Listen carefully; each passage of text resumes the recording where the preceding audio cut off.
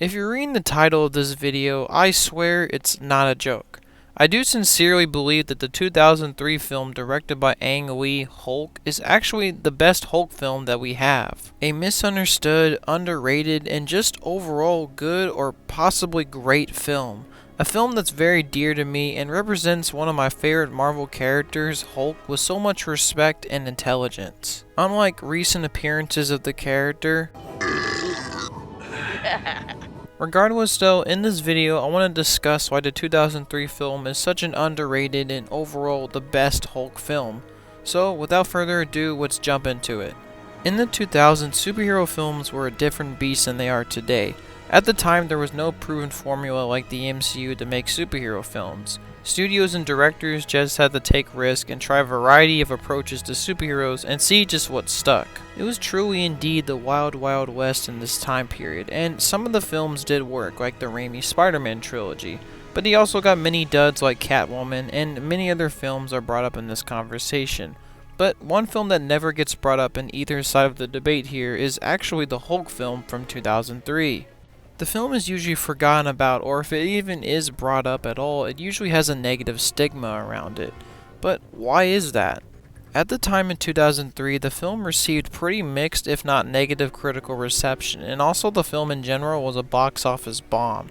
And ever since the film was released, the initial opinion about it really hasn't changed much. And people moved on. The studio moved on, the cast moved on, Lee eventually would move on to direct Brokeback Mountain, and overall the film was forgotten at the time.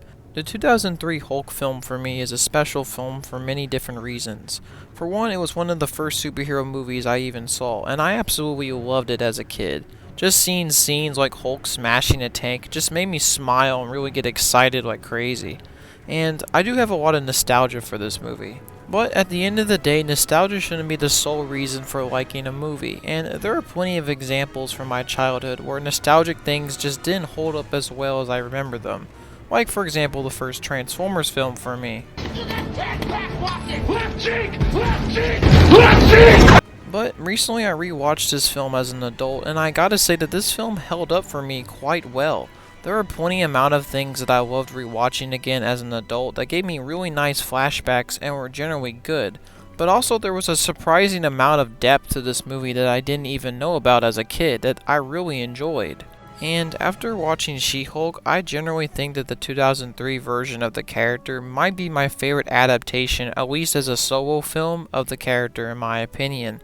And I wanted to make this video to defend my points and also display why I think the 2003 film is such an underrated and great film. So without further ado, let's smash into this. Before I get into the outright pros of this movie, I wanted to address the most common criticisms I see with this movie. This is usually the most common critique of Ang Lee's Hulk, the fact that the film is just so boring, and this argument has been prevalent ever since the movie was released. But why do so many people say this? I think that the common reason why a lot of people say that this film is so boring is actually more to do with expectations. A lot of people expected this film to be just 90 minutes of non-stop Hulk action and smashing stuffs, which at the end of the day the 2003 film wasn't that. The film we got was a much more of a slow burn type of situation that developed its characters and also tried to develop its world a little bit more before it got into the action. I mean, even in the movie itself, you don't actually get to see Hulk until 45 minutes in, which is also a pretty common criticism of this movie, that I will personally admit the film in the first 45 minutes does drag a little bit, but I feel like that these 45 minutes also are kind of a slow burn situation. The movie slowly sets up its characters and sets up pieces like it's a chessboard, so to speak, with characters and other events that are about to appear in the movie already set up before they happen. And also to kind of defend the fact that the film has no action is a kind of ridiculous claim, because the movie in itself actually has a good amount of action. For one thing, there's 5.5 scenes of Hulk in it and that have major action in it. I mean, even the last 40 minutes of the movie is pretty much non-stop Hulk stuff. So yes, even though I feel like the film in the beginning definitely has some pacing issues, and maybe 20 minutes could have been cut off in the first 45 minutes, I still feel like the film has a nice slow burn quality to it, and I like the fact that the film likes to set up its characters and world. And also that the film already has a decent amount of action in it. And this is why I think the film is not boring overall. I can't talk about the 2003 film without mentioning those wacky and goofy transitions. You are wrong! All of you are wrong! And a lot of people felt that these transitions were too distracting from the film itself. And what are my honest personal opinion about it? Well, I do feel like that sometimes the editing does kind of distract from the film itself. I also feel like it gives the film a unique and mostly pretty interesting style to it that you don't really see in a lot of superhero movies today. It can sometimes come off with some really creative and unique shots, and I think at the end of the day, most of it does work. And keyword when I say most of it. But overall, I generally think that the editing in this movie is not that bad and a little bit overblown. Sure, in some scenes it gets a little too hectic, but overall I do like the style of the editing, and the whole movie isn't like this anyway. Now, another common criticism I see about this movie is actually weirdly about the Hulk himself, and some of the special effects. For a 2003 film, Lee and the producers decided for an entirely CGI generated Hulk.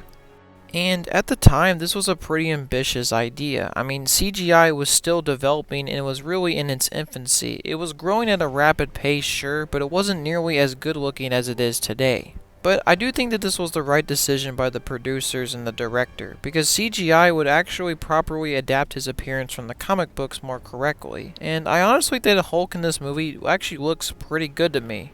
And for what they were able to do back in 2003 and without the advanced CGI techniques that we have today, I honestly think that they made the Hulk look pretty good.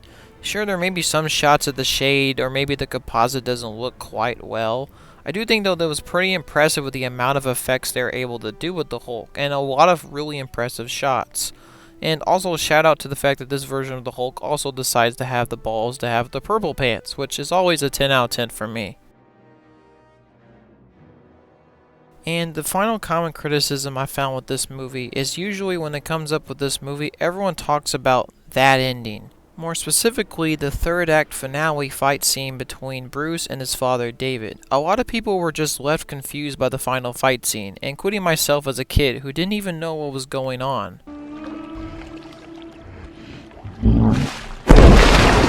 Like, the two duke it out pretty traditionally, and then when the two get into the lake, all of a sudden, everything becomes confusing.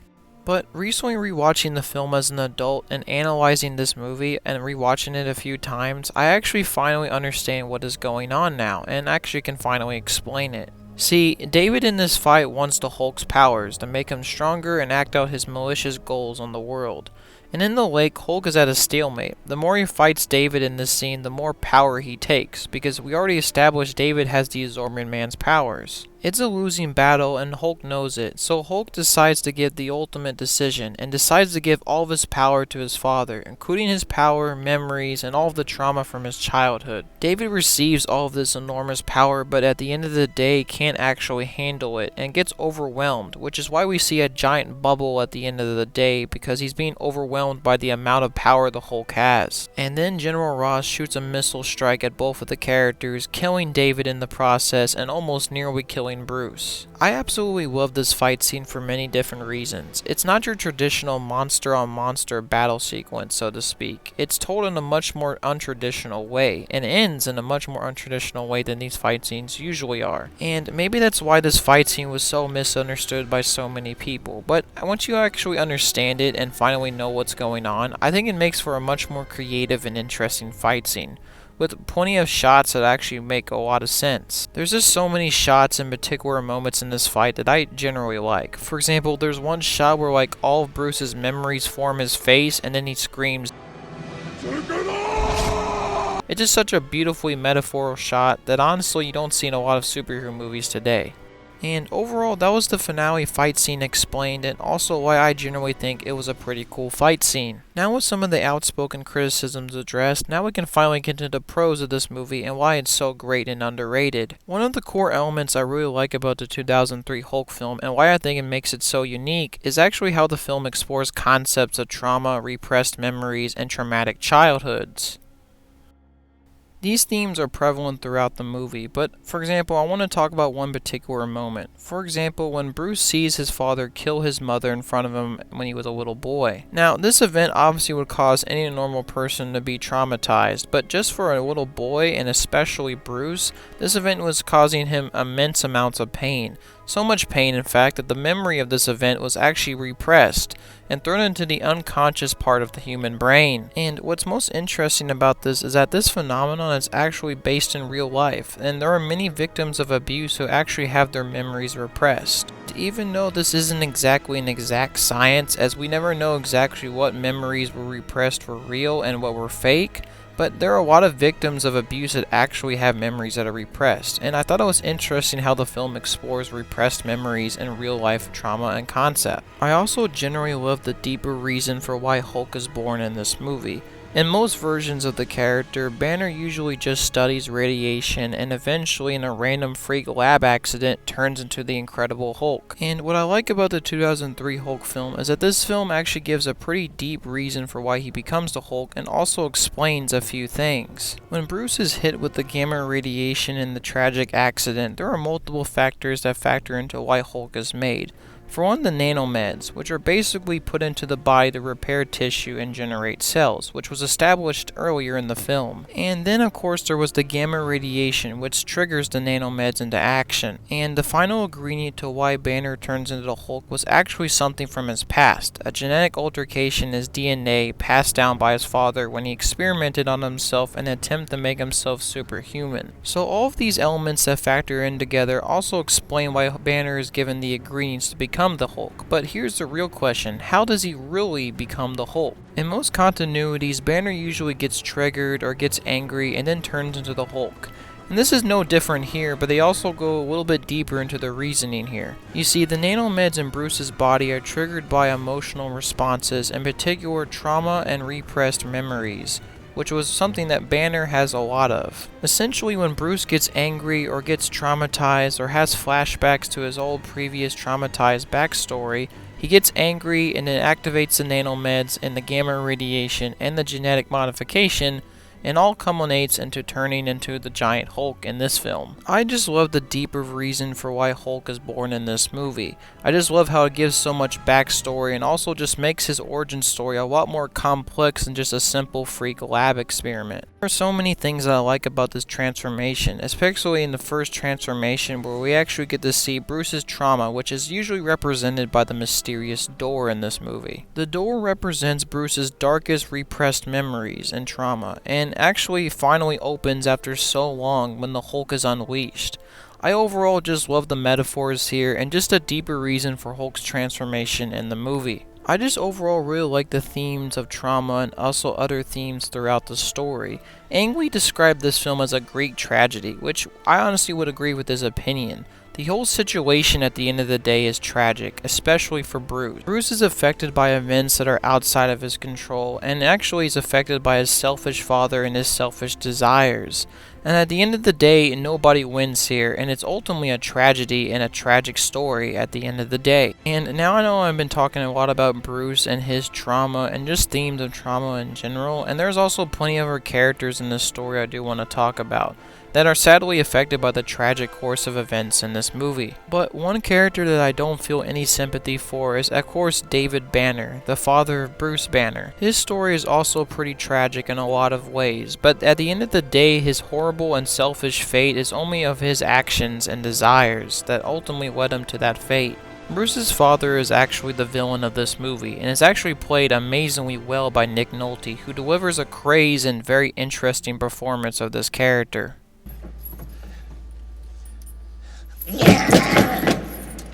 Exploring this character a little bit, he's a character that's constantly being motivated by his own selfish desires and goals at the end of the day, even if that hurts his own son or other characters in the process. And there are many things throughout the movie that show this theme. For example, the ultimate fight scene at the end of the movie. Even at the very end, the father still wants to take his son's power for his own selfish desires, and doesn't give a damn about his feelings. Or you can also interpret the fact that also in the film he also steals his son's DNA to serve out his own selfish desires and turn himself into the Absorbing Man, which in the concept, the absorber man just absorbs everything around them, which is very similar to David's ambitions and goals. He just wants to absorb everything in his life, including his son's powers and also the world around him for his own selfish desires, and I think it's really great and metaphorical for the own character of David's personality. At the end of the day, this whole situation is very tragic for all parties involved.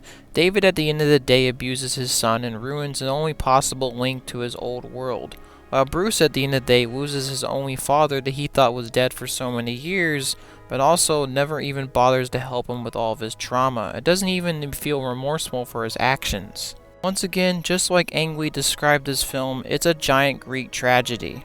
I also really like how the film also explores relationships between characters. I kind of already mentioned the dynamic between David and Bruce and their whole dilemma, but I also wanted to mention Betty, Ross, and to a certain degree Talbot in the story. Betty, played by Jennifer Connelly, is a character that Bruce loves, and generally tries to help Bruce the best she can to explore his pain and repressed memories, and get to the bottom of the situation. I really like this in a lot of ways because it shows that she cares a lot about Bruce, but also trying to solve his issues as well, giving her more interesting things to do in the story. We also got Betty's father, Thunderbolt Ross, played by Sam Elliott, who does an outstanding performance as the character. A cold-faced general who will try everything in his power to protect people, but also to mitigate the disaster that's unfolding before him. But slowly as the massive events of the film involving David and Bruce unfold throughout the story, the two sort of become closer throughout the narrative, and understand each other a little bit more, which I really like about the film. And generally, I think that the cast of the film and all of the actors did a great job at their respective roles. Eric Bana as Bruce Banner does a great performance as a bottled up person affected by trauma, and Jennifer Connelly is great as Betty, and I already mentioned that Sam Elliott as Ross is also great as well. Even the actor who played Talbot also does a great and fantastic job. I also already mentioned that Nolte does a great job in his role, and overall the cast really did a great and solid job. Now for the special effects and the action of the movie, which I also generally think is very good as well, at least for 2003 standards at least. There are so many great examples of action and great scenes in this movie. For example, I really love the first transformation scene of the Hulk, and I also just love how the lab gets destroyed in this scene and how it was all done practically. I just love this scene overall. And who could forget that amazing take sequence where Hulk just really busts down the tank and just is overall an amazing sequence. It's just great. I also wanted to mention the dogfight sequence with the Gamma Dogs. Now, the Gamma Dogs aren't exactly a lot of people's favorite characters, and they're pretty weird to put in a Hulk movie, but I honestly really didn't mind them. And overall, I think the fight sequence is really great. So many intense moments, and it's overall pretty great. Except the fact that it's really hard to see. In some shots, it's downright impossible to see what's going on because it's shot in a really dark forest. But overall, I think it's a pretty cool fight sequence regardless. And I can go on about many more scenes in the movie, and I've already forgotten a few scenes I would like to mention, like that great helicopter sequence, but overall I think that the action sequences and the special effects in this film hold up pretty well in my opinion. And now for the music of the movie, which is composed by Danny Elfman, already famous for many other superhero themes and soundtracks. I generally think that this theme and soundtrack is really good, and I really think that there's many iconic themes and great moments. In particular, I love the main theme of the movie. It just gives so much wonder and interest to the movie, and overall I really like the music. Overall, to finally wrap up this video, I think that Ang Lee's Hulk from 2003, in my opinion, was an underrated and honestly the best Hulk film that we have at this point. It was misunderstood and tossed aside and forgotten about for many different years, but myself, I personally didn't forget about it. And luckily for me, other people felt the same way, as the film has kind of developed a little small cult following over the years, which I really like to see as well. Hopefully this video, after watching it, encourages you to give it a second chance, and I believe that you'll honestly be surprised by the results. You'll find a film with great and unique themes, plot, action sequences, music, and overall, I think that you'll maybe find a really great film in the mix. And overall, this is why I believe that the 2003 Hulk film is an underrated and also possibly the best Hulk film there is. Once again, thanks for watching and hope you liked the video and have a nice day. See ya!